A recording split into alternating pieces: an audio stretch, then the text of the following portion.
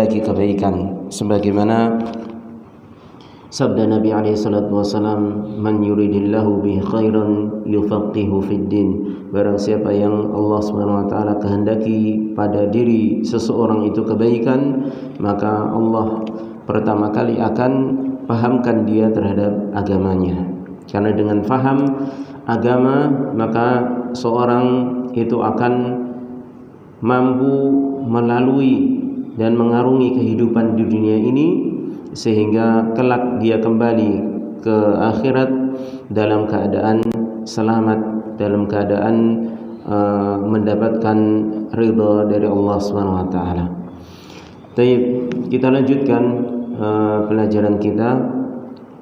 Masih kita membahas kitab atau risalah Fusulul Adab wa Makarimul Akhlaq Al-Masyru'ah, yaitu tentang macam-macam adab dan akhlak mulia yang disyariatkan. Kita sampai pada ucapan muallif rahimahullah. Sebelumnya pada pertemuan yang lalu kita membahas tentang hukum al-harir, yaitu sutra, ya, di mana hukum sutra ini diharamkan bagi laki-laki dan dihalalkan bagi perempuan, ya. Dan penghalalan bagi perempuan ini hanya sebatas untuk dipakai saja, artinya untuk dikenakan sebagai pakaian. Adapun dikenakan untuk sandaran ataupun sebagai alas untuk tidur, maka ini tidak diperbolehkan. Kenapa? Karena larangan bagi laki-laki itu mencakup baik dipakai ataupun dibuat untuk sandaran ataupun dibuat untuk firash, artinya untuk tempat tidur, ya. Karena kalau seandainya dibolehkan untuk wanita, maka bisa jadi nanti yang duduk di situ atau yang menggunakan untuk alas tidur di situ juga suaminya atau keluarga yang laki-laki, ya. Maka untuk perempuan hanya dibolehkan pada harir ini, yaitu memakai sutra ini untuk dikenakan saja, tidak selainnya. Ini sebagaimana yang dijelaskan oleh Syekh bin Baz rahimahullahu taala. Kemudian larangan tersebut ada pengecualian manakala pemakai atau seseorang laki-laki yang asalnya dilarang memakai sutra ini terkena sesuatu yang itu hanya bisa diringankan dengan ketika dia memakai pakaian sutra, seperti dia terkena penyakit gatal-gatal atau kudis, ya. Maka kain sutra yang terkena lembut itu bisa meringankan dan membantu mempercepat penyembuhan penyakit gatal tersebut, karena kain sutra itu memang sangat halus sehingga terkena kulit yang mengalami gangguan gatal-gatal itu tidak menambah parah penyakitnya, tapi justru akan membantunya segera sembuh insyaallah, ya. Kemudian juga dibolehkan sutra itu dipakai ketika sutra itu hanya untuk hiasan di gamisnya atau pakaiannya, ya. Misalnya ketika seorang memakai pakaian gamis biasa, kemudian di sakunya itu dikasih kain sutra dikasih kain sutra dengan syarat tidak lebih dari 4 jari, ya, tidak lebih dari 4 jari, ya. Akan tapi ketika lebih dari 4 jari, 5 dan seterusnya lebarnya, maka ini tidak diperbolehkan. Adapun untuk panjangnya maka tidak ada batasan. Jadi misalnya hanya dikasih di istilahnya ujung saku misalnya untuk list, atau di bawah baju untuk listnya yang tidak sampai 4 jari, mungkin 1 jari. Akan tapi panjangnya misalnya 2 meter, ya atau 1 meter, maka ini dibolehkan selama lebarnya tidak lebih dari 4 jari, ya. Baik, kemudian kita lanjutkan.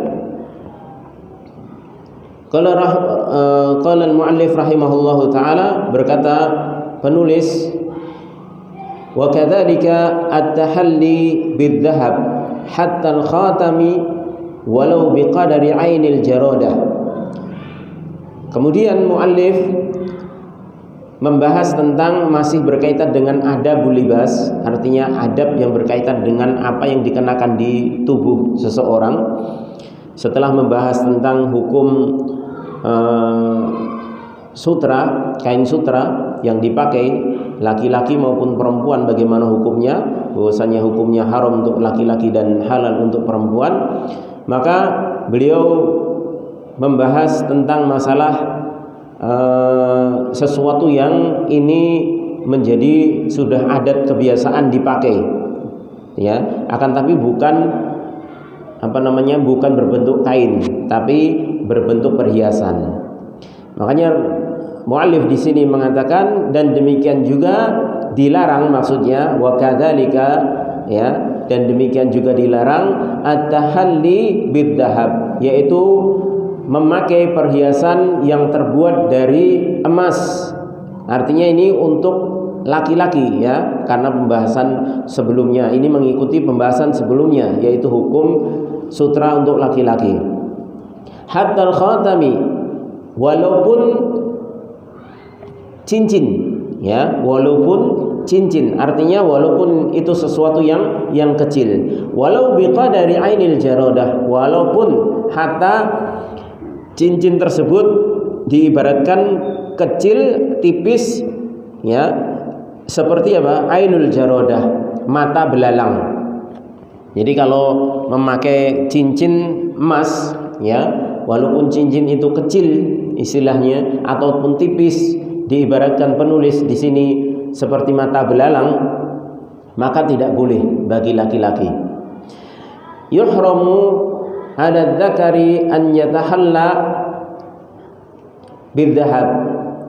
Diharamkan bagi laki-laki an yatahalla bidh-dhahab, yaitu berhias atau memakai perhiasan dari emas. Wa yadullu lidzalika ma taqaddama min hadits Ali radhiyallahu anhu anna an-nabiy sallallahu alaihi wasallam qala fi adh-dhahab wal harir inna hadaini haramun ala dhukuri ummati hillun li inathihim. Ini sebagaimana hadis yang telah lalu yang diriwayatkan oleh Imam Abu Dawud, Ibnu Majah dan yang lainnya. Hadis dari sahabat Ali bin Abi Thalib bahwasanya Nabi pernah memegang emas dan kain sutra. Kemudian beliau bersabda, sesungguhnya dua hal ini, yaitu emas dan sutra, ini haram bagi kalangan laki-laki umatku dan halal bagi perempuannya, ya. Dalam hadis yang lain, ya, Rasulullah ketika menghabarkan tentang harir, beliau juga pernah bersabda, man labisal harira fid dunya lam yalbashu fil akhirah. Siapa yang memakai kain sutra di dunia, maka dia tidak akan pernah memakai kain sutra tersebut di akhirat, ya, termasuk juga emas, ya, karena nanti di akhirat di surga itu pakaian penghuni surga, rumahnya, bahkan pasirnya itu terbuat antara emas, perak dan permata, semuanya, ya. Makanya ketika di dunia Allah Subhanahu wa taala memberikan ujian, ya, diharamkannya bagi laki-laki untuk memakai keduanya tersebut, agar kelak nanti di akhirat mereka bisa menikmatinya, ya. Termasuk juga misalnya ketika Allah SWT mengharamkan khamr di dunia, maka nanti penduduk surga minumnya khamr, ya. Maka jangan khawatir, kita bersabar sebentar di dunia untuk sesuatu yang kekal abadi, Ya. Nanti khamr di akhirat itu lebih lezat. Namanya sama, ya. Bahkan penduduk surga itu memiliki sungai, masing-masingnya memiliki sungai yang sungai tersebut dari khamr, ya, dari khamr. Tapi khamrnya tidak memabukkan, lezat tapi tidak memabukkan. Kalau di dunia khamrnya sudah pahit, bikin mabuk, ya, makanya itu diharamkan, menghilangkan akal. Adapun nanti di akhirat ketika kita mau bersabar sebentar dengan apa yang Allah SWT haramkan di dunia, maka kelak itu semuanya akan diberikan kepada kita tanpa batas, ya. Terserah kita mau menikmatinya, ya. Baik itu sutra, kemudian emas ataupun khamr, semuanya nanti akan diberikan kepada kita insyaallah taala. Makanya kita bersabar insyaallah dan kita mohon kepada Allah Subhanahu wa taala mudah-mudahan kita menjadi penduduk surga. Amin. Baik. Wa fi hadits Ibnu Abbas radhiyallahu anhuma anna Rasulullah sallallahu alaihi wasallam ra'a khataman min dhahabin fi yadi rajulin. Dalam sebuah hadis dari Abdullah bin Abbas radhiyallahu anhuma, hadis ini diriwayatkan oleh Imam Muslim, bahwasanya Rasulullah sallallahu alaihi wasallam pernah melihat seseorang laki-laki dari kalangan sahabat, ya, yang memakai cincin dari emas di tangannya, ya.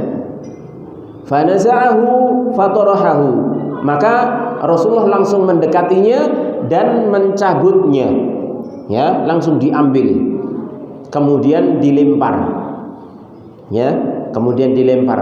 Ini nahi mungkar, artinya menghilangkan kemungkaran. Tapi ingat, yang menghilangkan kemungkaran ini adalah seorang penguasa, Rasulullah SAW, ya, seorang nabi dan rasul sekaligus pemimpin, ya.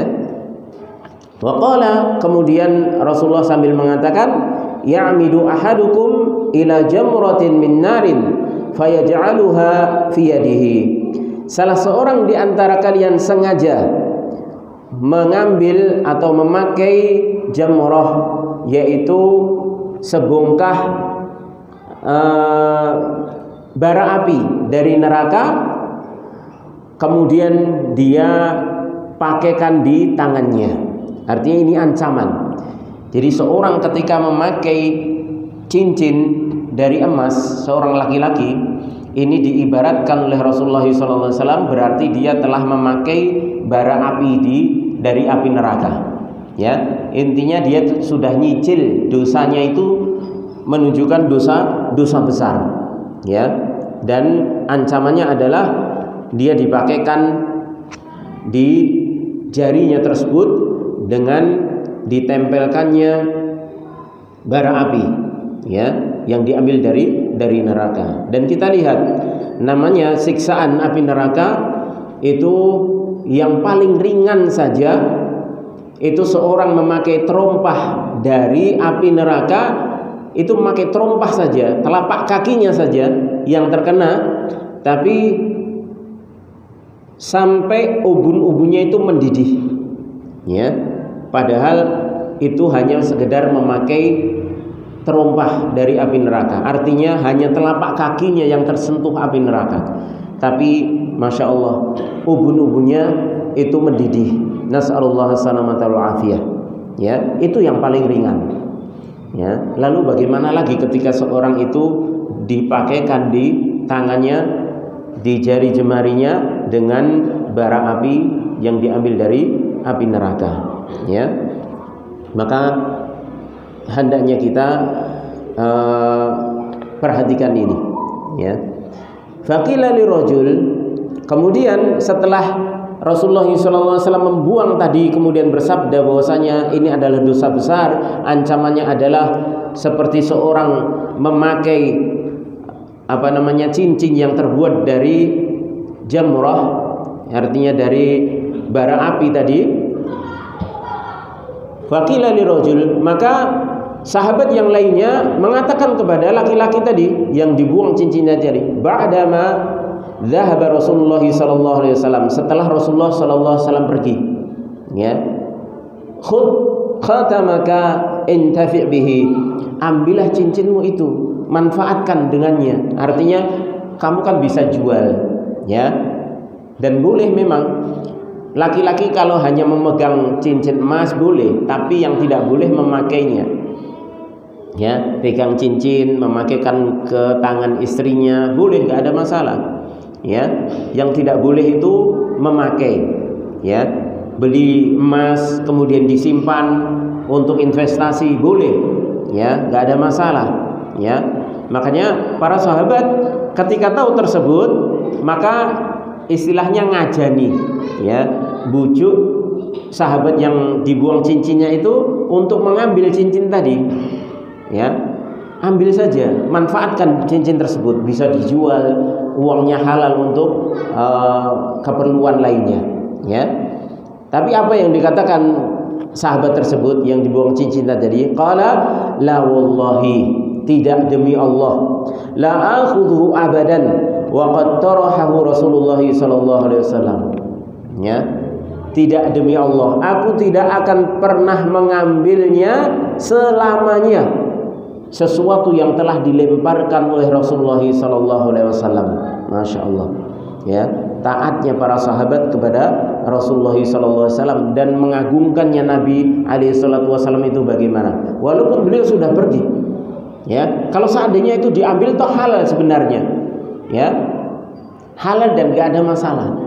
Tapi begitu mengagungkannya Rasulullah sallallahu alaihi wasallam sampai-sampai sahabat ini gak mau mengambil sesuatu yang sudah dilempar oleh Rasulullah sallallahu alaihi wasallam, sesuatu yang sudah dibuang oleh Nabi alaihi salatu wasallam. Ya. Maka ini pelajaran penting bagi kita, ya.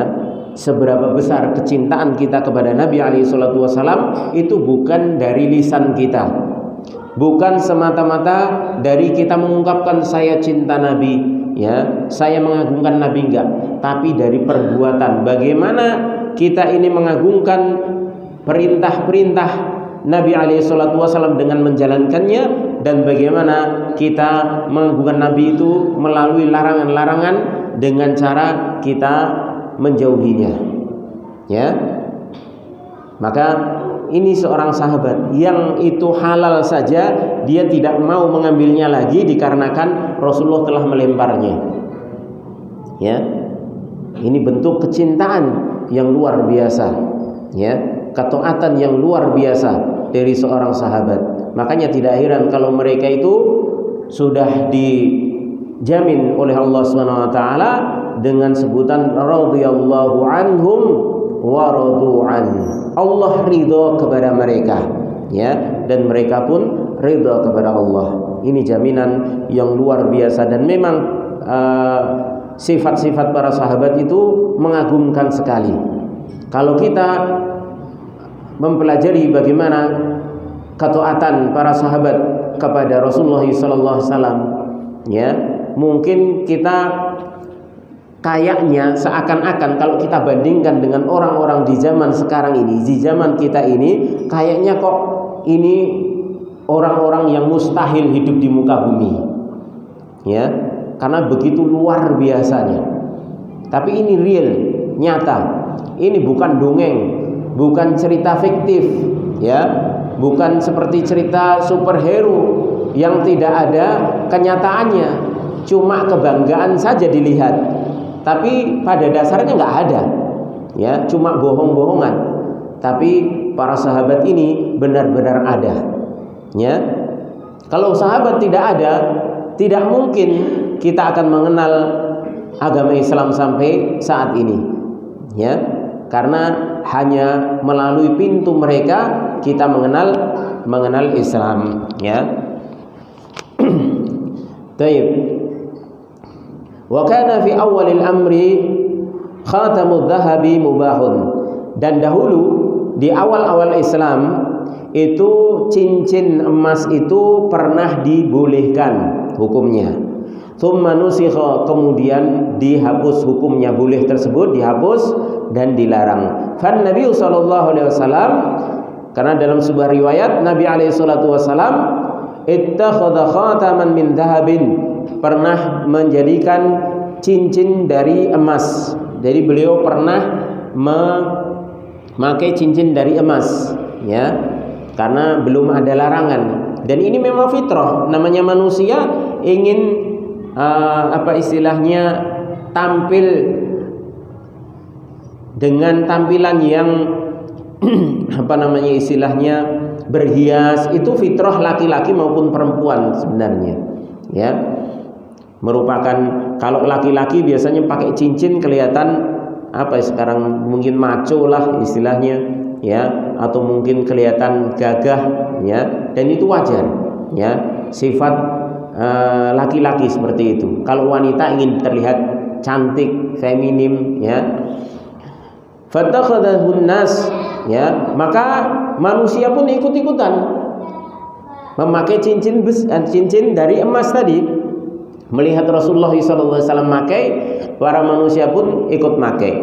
Faroma bihi, kemudian setelah diturunkan hukum yang baru bahwasanya cincin emas tersebut atau memakai emas tersebut bagi laki-laki diharamkan, maka Rasulullah membuang emas tersebut, cincin emas tersebut. Wattakhadha khataman min waraqin aw fiddatin, maka Rasulullah mengganti cincinnya, kemudian memakai cincin dari perak, ya. Makanya sampai saat ini cincin yang dibolehkan untuk laki-laki adalah perak, ya, terbuat dari perak.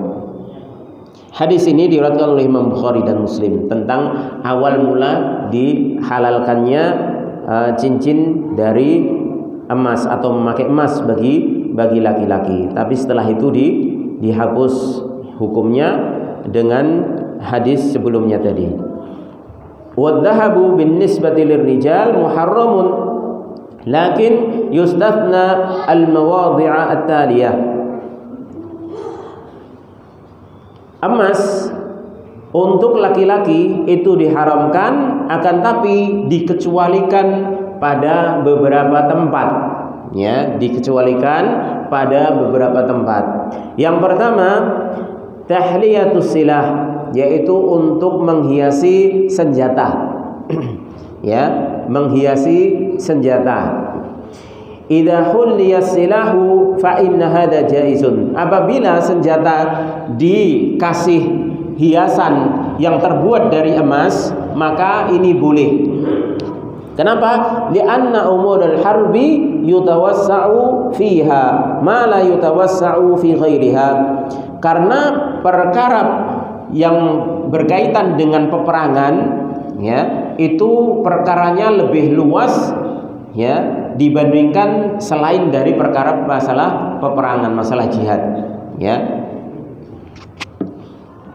Jadi karena silah itu, yaitu senjata, itu digunakan untuk berperang, dan dalam hukum Islam, hukum berperang itu mengandung banyak perbedaan dibandingkan hukum selain berperang.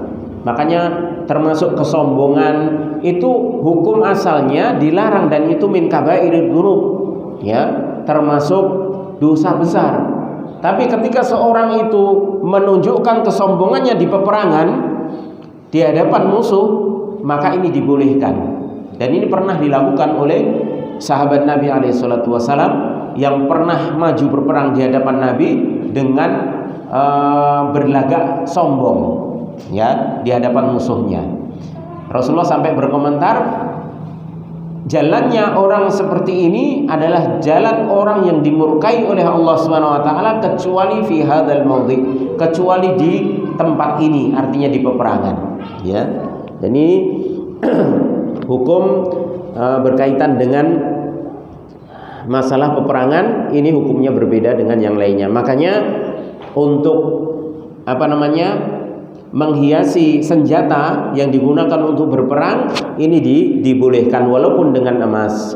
Walihada taqaddama lana anna al-khuyala'a baina as-saffaini jaizatun ma'anna al-kibra min kabairidz dzunub. Oleh karenanya telah lalu pembahasan bahwasanya al-khuyala, ya, kesombongan di antara dua barisan, artinya antara barisan kaum muslimin dan kaum kafirin, itu dibolehkan kesombongan tersebut. Artinya seorang muslim yang berhadap-hadapan berperang dengan orang kafir kemudian berlagak sombong di hadapan orang kafir, ya, dengan membusungkan dada misalnya, berjalannya dibikin gagah misalnya, ya, ini kan bentuk kesombongan. Ini kalau jalan biasa nggak boleh, haram hukumnya, ya. Tapi kalau ini jalan ini dibuat-buat di hadapan orang kafir ketika berperang, boleh, ya, dibolehkan, ya. Padahal al-kibr, yaitu kesombongan, itu termasuk min kabairid dzunub, termasuk dosa besar, tapi dikecualikan. Wa ma'a dzalika ja'ati sunnah bijawazihi. Oleh karenanya datang dalam hadis tentang bolehnya hal tersebut. Wa kadzalika aidan kama salaf qariban, dan sebagaimana yang demikian itu juga itu telah lalu pembahasan tentang masalah yang berkaitan dengan kesombongan di dalam peperangan. Jawazu, artinya jawazu labsil harir fil harbi, dan boleh juga memakai pembahasan yang sebelumnya, yaitu memakai kain sutra di peperangan, ini juga dibolehkan. Wa kadza qar'ut tabli fil harbi ma'a annahu min alatil lahwi, demikian juga syariat membolehkan atau memberikan keringanan, yaitu boleh menabuh genderang, ya, kayak gendang itu ketika peperangan, ya. Ini juga ada hadisnya, ya. Padahal menabuh gendang itu pada asalnya diharamkan, ya, akan tapi di dalam peperangan dikecualikan. Oleh karenanya kalau kita belajar tentang fikih yang berkaitan dengan jihad, ya, itu banyak syariat-syariat yang di luar jihad diharamkan, tapi ketika di kondisi peperangan itu dikecualikan, artinya dibolehkan, ya. Termasuk menabuh gendang tadi untuk memberikan semangat kepada pasukan. Wa kadzalika sibghi bisawad, demikian juga dengan mewarnai rambut dengan warna hitam, ya. Wa sayatina annahu yukrah, dan akan datang penjelasannya bahwasanya memberikan warna hitam pada rambut itu dimakruhkan, ya. Tapi di sini Syekh menjelaskan bahwasanya termasuk pengecualian di dalam masalah jihad, ya. Wazalatil karahah fil harb, dan makruhnya tersebut yaitu mewarnai dengan hitam itu hilang kemakruhannya, artinya kembali ke hukum boleh mubah ketika dalam peperangan. Fa amrul harbi wal jihad yakhtalifu an ghairihi, maka perkara peperangan dan jihad itu berbeda dengan perkara yang selainnya, ya. Artinya di kondisi-kondisi selain peperangan dan jihad itu berbeda dengan kondisi peperangan dan jihad, ya. Fasilahu idza hulliya bidhahab atau bil fiddah fa inna hadza jaizun wala ba'sa bihi.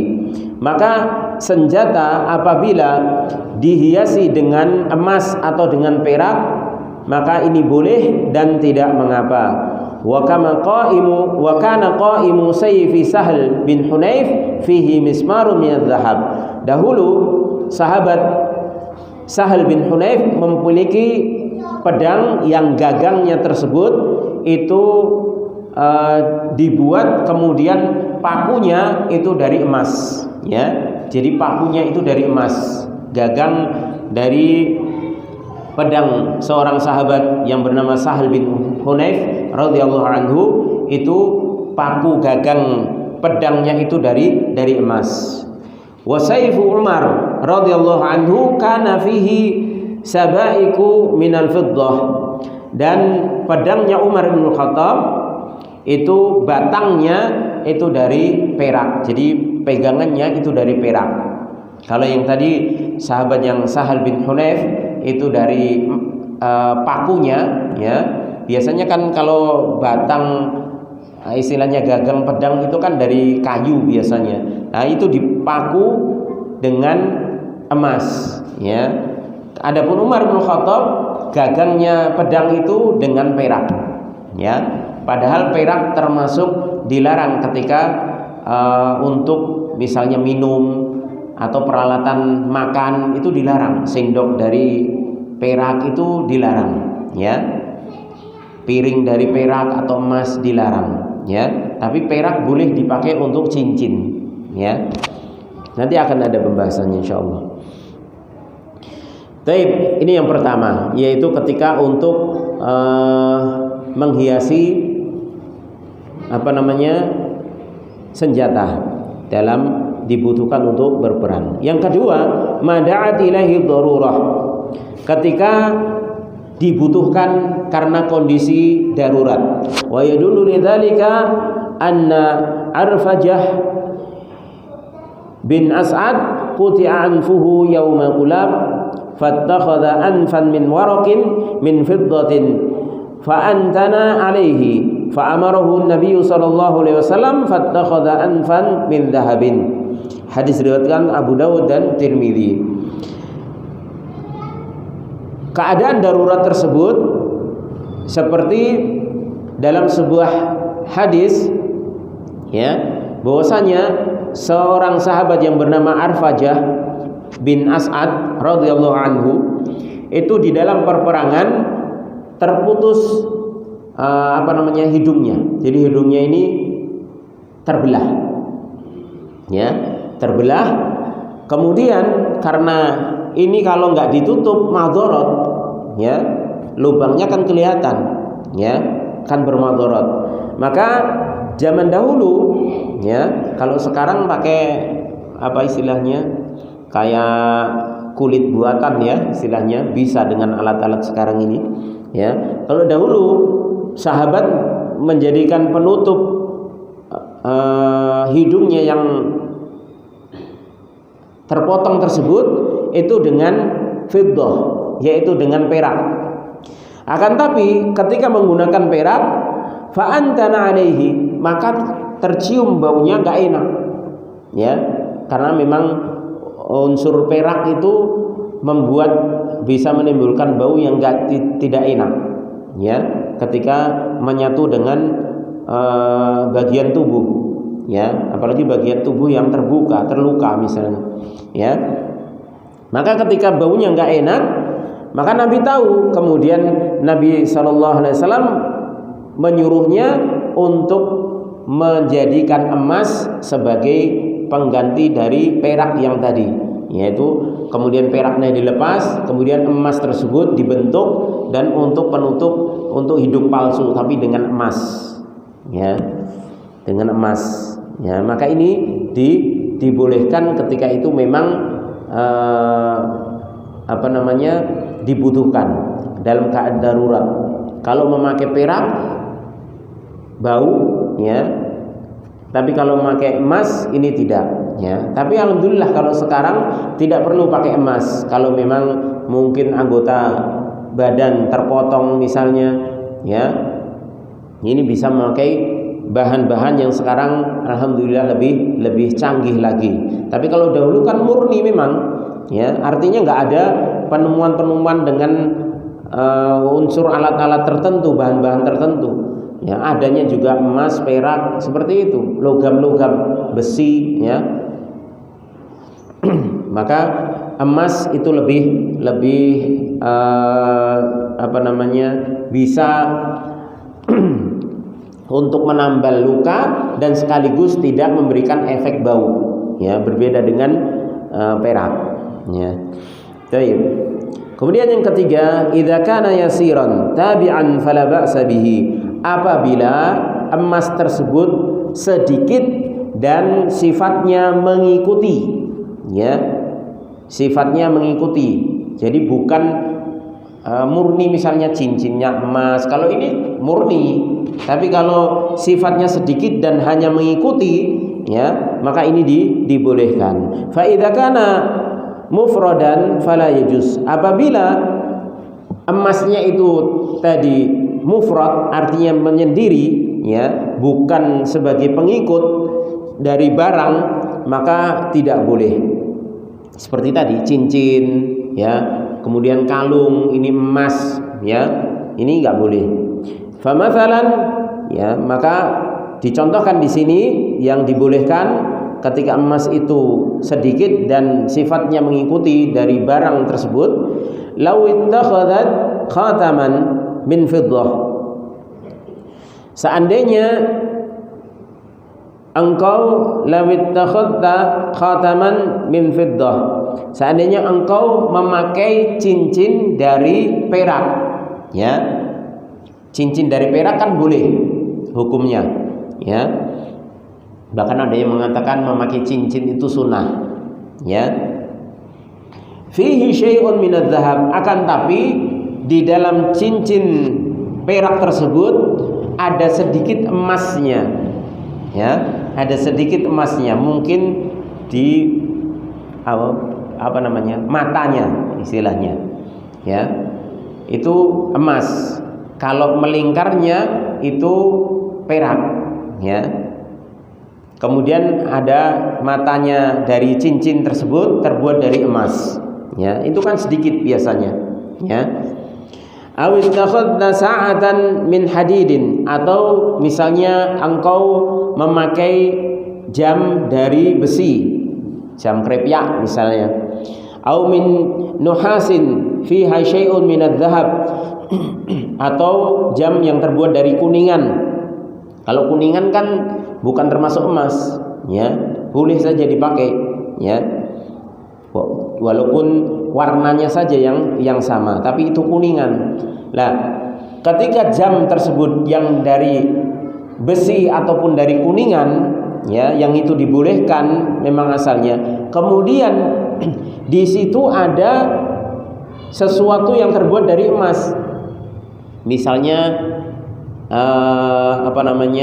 angkanya, misalnya angka di jam tersebut terbuat dari emas, atau titik-titiknya tersebut dari emas, atau krepyaknya itu ada sebagian emasnya, hanya beberapa garis misalnya, ya, tapi tidak boleh semua, ya, artinya dibalut emas semuanya nggak boleh, ya.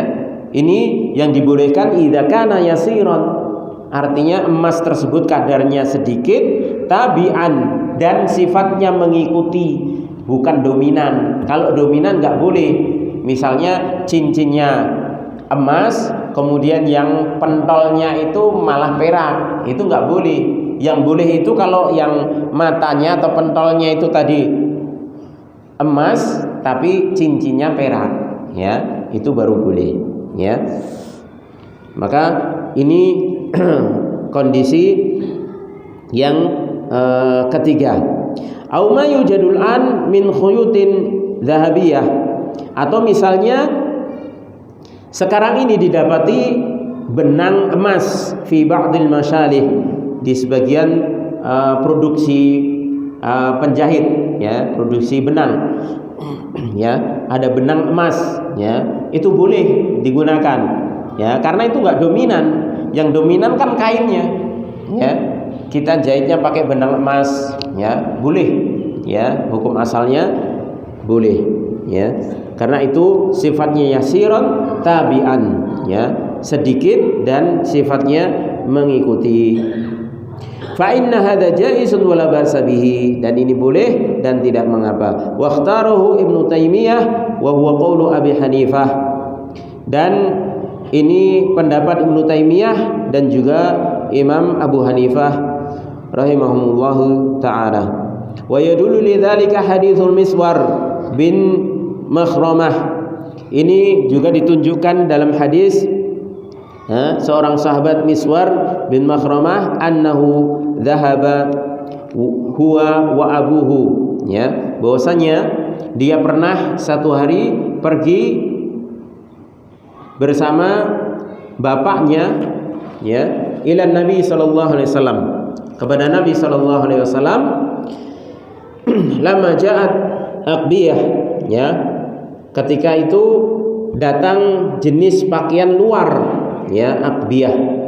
Fa kharaja alaihima Rasulullah sallallahu alaihi wasallam wa alaihi quba min dibat muzarrarun, ya, bidzahab. Ya, hadis ini diriwayatkan oleh Imam Bukhari, yaitu ketika Al-Miswar tadi bersama ayahnya bertemu Nabi alaihi salatu wasallam. Kemudian Nabi keluar menemuinya, sedangkan Nabi memakai quba, ya, yaitu pakaian atau semacam apa namanya, kayak pakaian yang longgar, ya, seperti gamis, ya. Yang pakaian ini min dibaj, yaitu jenisnya bukan dibaj, ini bukan dibaj yang dalam hadis kemarin, ya. Kalau dalam hadis kemarin dibaj itu maksudnya adalah jenis sutra, tapi kalau dibaj ini adalah jenis pakaian, ya. Jadi sama namanya tapi maknanya beda. Inilah keistimewaan bahasa Arab. Bahasa Arab itu terkadang namanya sama tapi artinya berbeda, ya, maknanya berbeda. Makanya kalau ingin mengetahui ini yang diartikan sutra kapan, ini yang diartikan jenis pakaian kapan, ini harus sesuai dengan teks lafadznya, ya. Dalam hal ini yang dipakai oleh Rasulullah sallallahu alaihi wasallam quba min dibaj, yaitu semacam mantel tanpa lengan, ya, yang di situ ada kancingnya, yang kancingnya itu terbuat dari emas, ya. Jadi membikin kancingnya dari emas, ya. Karena itu kancing itu kan mengikuti pakaian, ya, bukan berdiri sendiri. Kalau berdiri sendiri, walaupun itu sekecil ainul jaradah, mata belalang, maka ini nggak boleh, sebagaimana yang disebutkan penulis, ya. Tapi kalau itu tabi, mengikuti, dan itu sedikit, maka ini boleh. Seperti pakaian harus ada kancingnya. Kalau pakaian semacam jubah, ya, itu. Baik. Wa mithluhu hadits Muawiyah radhiyallahu anhu anna Nabi sallallahu alaihi wasallam naha an lubsil dhahab illa muqatta'an. Ya, dalam hadis yang diriwayatkan oleh Imam Ahmad, Abu Dawud dan An-Nasa'i dari sahabat Muawiyah radhiyallahu anhu, beliau mengatakan bahwasanya Rasulullah sallallahu alaihi wasallam melarang dari memakai emas kecuali muqatta'an. Muqatta'an itu artinya hanya suatu yang sedikit, ya, potongan saja, ya. Yang dimaksud itu tadi sifatnya sedikit dan mengikuti, bukan berdiri sendiri, ya. Baik, idzan yuhramu adh-dhahabu 'ala ar-rajul illa fi hadzal mawadi' ats-tsalatsah. Demikianlah diharamkan adz-dhahab, yaitu emas, bagi laki-laki kecuali di 3 keadaan tersebut. Amman nisa'u fayubahu lahunna ma jaratil 'adah bilubsihi aw labsihi min adh-dhahab ma lam yakun hunaka israfun aw makhilatu kibrin, ya. Adapun untuk wanita maka dibolehkan secara mutlak, ya, emas tersebut selama sesuai atau sesuai dengan adat kebiasaannya di dalam memakainya, ya.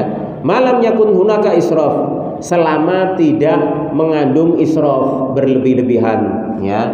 Mentang-mentang boleh pakainya gelang dari bawah sampai ke lengan, wah, gelang kabeh, mas kabeh, ya.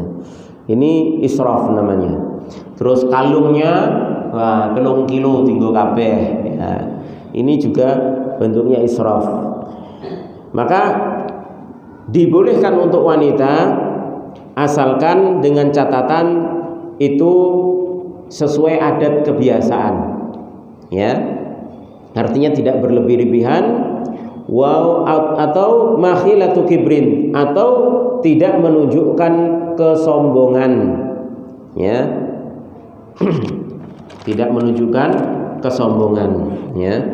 Nanti pakai cincin emas, pakai gelang emas, ameh salaman karo kancane dicincing gesek lengene, ya. Karo diubah-ubah sithik, ya. Ameh salaman tok, ya. Ini namanya makhilatu kibrin, ya. Kesombongan. Fa idza kana hunaka israfun aw makhilatun aw asya'un lam tajurra al-'adatu bi lubsiha li'anna hadhihi tuaddi ila syuhrah, ya.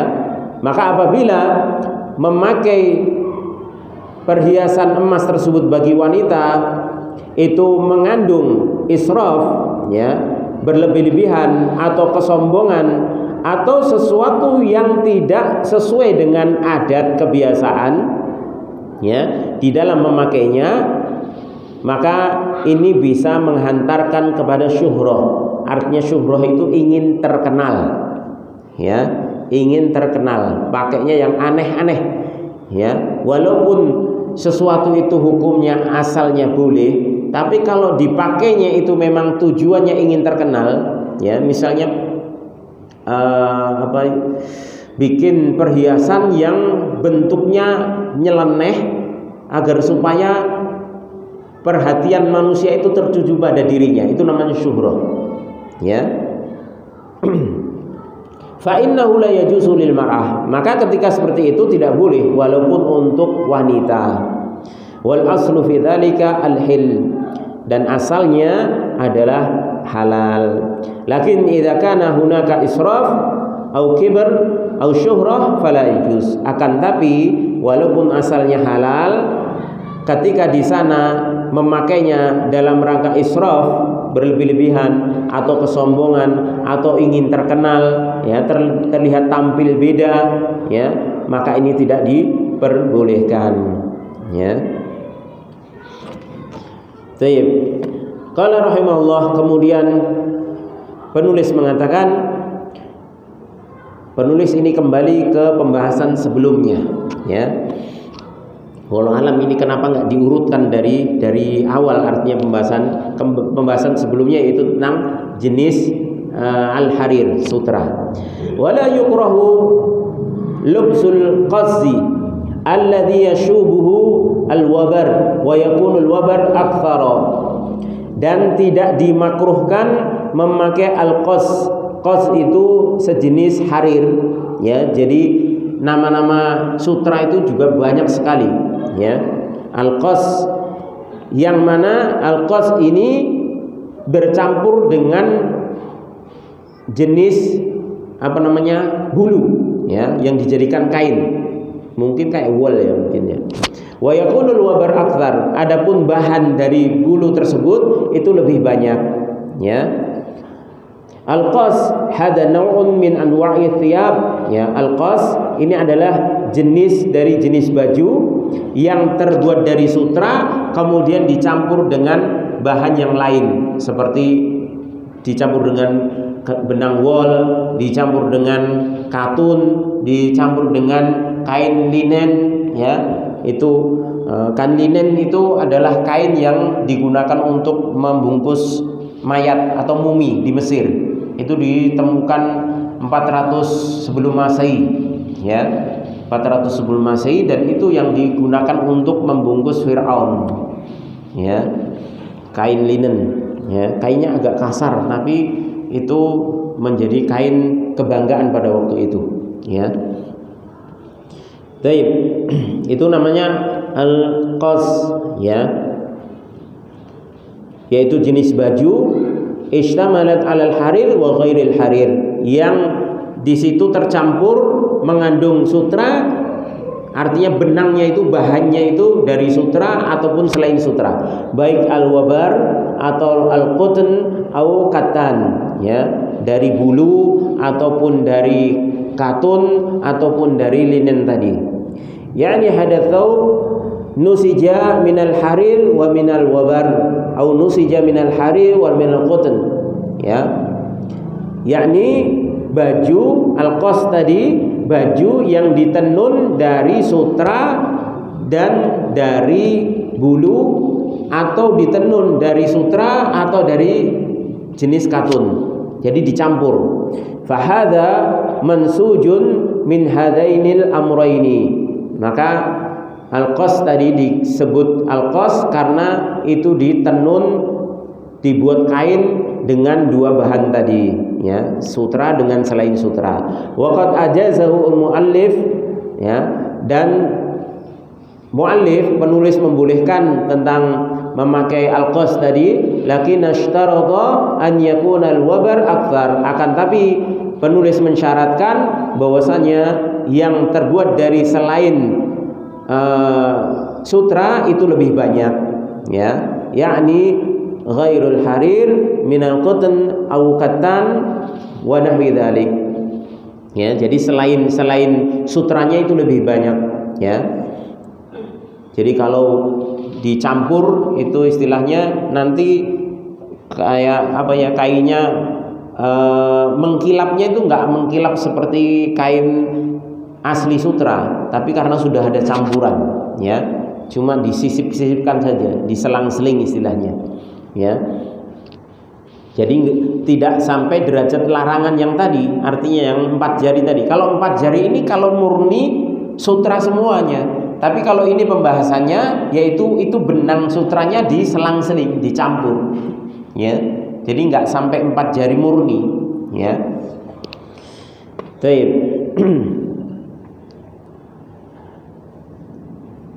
Wa yakunu dhahir wa ghairul harir, maka yang tampak, ya, sebenarnya kain tersebut sudah tidak bisa dikatakan sutra lagi karena memang campurannya lebih banyak, selain sutranya lebih banyak, maka kain tersebut sudah tidak dinamakan sutra. Biasanya kalau kita menamakan sesuatu yang sudah campuran itu kawi, ya, sesuatu yang enggak murni itu kawi, ya.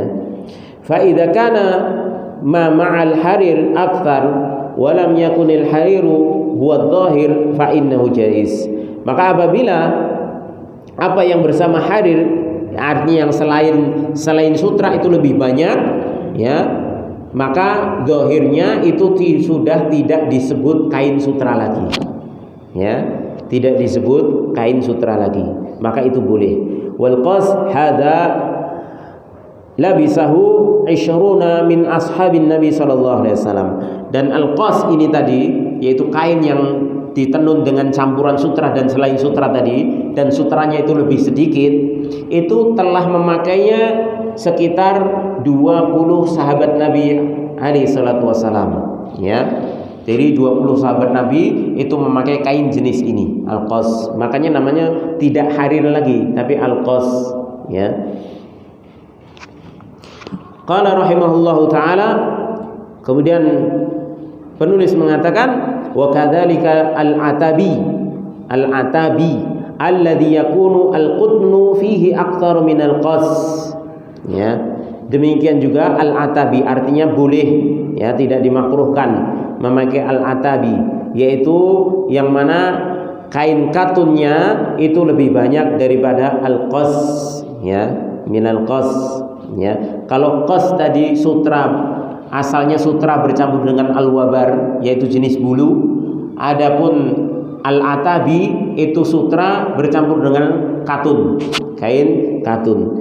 La yuhramu hadan naw' minal libas, ini tidak diharamkan dari jenis pakaian ini, kama taqaddam. Idza kana thawbun mansujan minal harir wa ghairil harir, apabila baju tersebut ditenun, kainnya itu terbuat dari sutra dan selain sutra, dan lebih dominan yang selain sutra. Wa kana dhahir ghairal harir wal akthar, dan zahirnya yang selain sutra itu lebih banyak. Jadi kelihatannya bukan sutra dan namanya pun tidak dinamakan sutra, tapi dalam bahasa Arabnya al-atabi atau al-qas, ya. Wa kana al-harir mustatiran, dan harirnya itu tertutup, ya, tertutup dengan benang lainnya, ya. Fa inna hadza jaizun wa la ba'sa bihi, dan ini tidaklah mengapa ya untuk digunakan. Allah alam bisawab ya.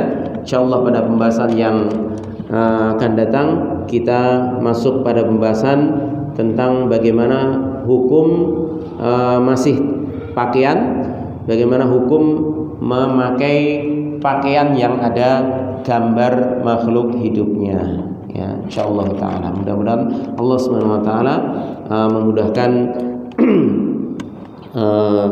apa yang kita pelajari ya, dan juga tidak kalah pentingnya kita memohon kepada Allah Subhanahu wa taala agar bisa memberikan hidayah dan taufiknya kepada kita semuanya untuk mengamalkannya, karena ini ya paling penting dari ilmu yang telah didapat bagi seorang muslim, yaitu diamalkan, bukan hanya untuk sekedar sebagai wacana saja. Baik, kurang lebihnya saya mohon maaf. Kita tutup dengan doa kepada majelis. Subhanakallahumma wa bihamdika asyhadu an la ilaha illa anta astaghfiruka wa atubu ilaik. Wassalamualaikum warahmatullahi wabarakatuh.